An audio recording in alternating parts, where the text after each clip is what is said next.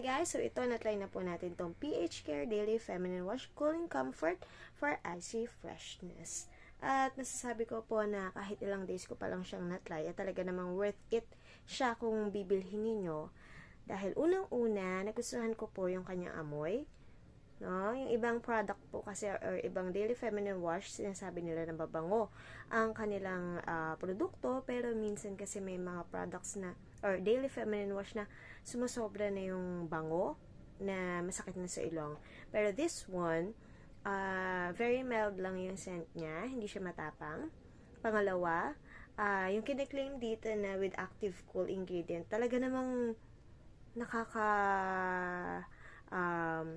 refreshing ang pakiramdam kapag ginamit mo siya down there. Kasi talaga namang medyo malamig, no, sa pakiramdam, and hindi siya nakaka-irritate din ng skin. So, kung ito ba ay bibilhin ko ulit after testing this product, masasabi kong opo, bibilhin ko siya dahil ito po ay talaga namang may magandang feedback sa akin sa paggamit ko. At bukod po doon, no, sabi po dito, pH balance siya at clinically tested. Kaya, safe na safe tayong gamitin siya for daily use. So, ayun.